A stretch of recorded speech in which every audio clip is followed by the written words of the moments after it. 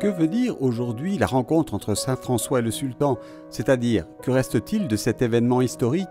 Où est-il possible d'en voir l'héritage? Et comment faire en sorte que la rencontre puisse avoir lieu aujourd'hui aussi? Tel est le thème qui a dominé le 3e jour des conférences organisées à Jérusalem pour célébrer le 800e anniversaire des événements de Damiette. Une conférence qui a vu l'importante participation du cardinal Léo Sandri, préfet de la Congrégation pour les Églises orientales.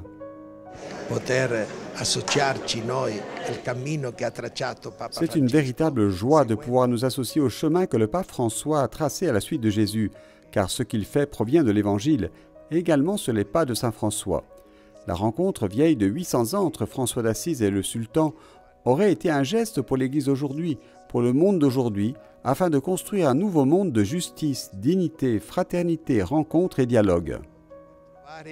Di costruire un mondo nuovo, di giustizia, di dignità, di fraternità, di incontro, di dialogo.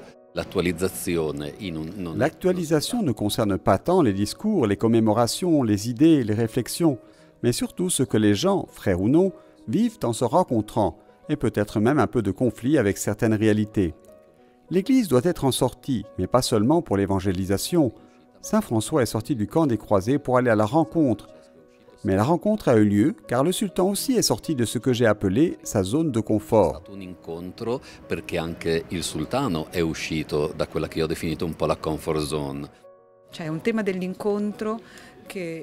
Nous parlons encore du thème de la réunion d'aujourd'hui comme s'il s'agissait de quelque chose d'extraordinaire et de nouveau. Alors qu'est-ce que cela devait être il y a 800 ans? C'est un thème qui, dans l'iconographie de François, à un certain moment, n'était pas représenté parce qu'il n'était pas compris, ou n'intéressait pas, ou était trop particulier. Dans l'après-midi, le cardinal Sandri est entré dans la vieille ville de Jérusalem par la porte de Jaffa, puis est entré solennellement dans le Saint-Sépulcre. Puis place aux voix et aux sonorités de l'Institut Magnificat. Sur les bancs de cette école de musique, la réunion s'anime tous les jours. Nous avons toutes sortes d'étudiants et d'enseignants, musulmans, chrétiens et juifs. Ce concert célèbre la paix. Différentes langues et communautés se réunissent pour faire de la musique. Pendant 3 jours, les célébrations se sont achevées par des vêpres solennelles dans l'église du Saint-Sauveur, des moments devenus de nouvelles occasions de rencontre en invitant les représentants de toutes les communautés chrétiennes présentes dans la ville sainte.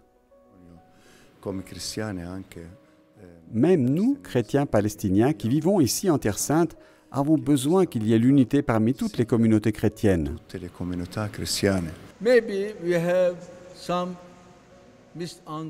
Nous avons peut-être des incompréhensions, mais avec l'amour de Jésus, nous pouvons résoudre chaque problème en tant que frères, en tant que vrais chrétiens. As a brothers, as a real Christian.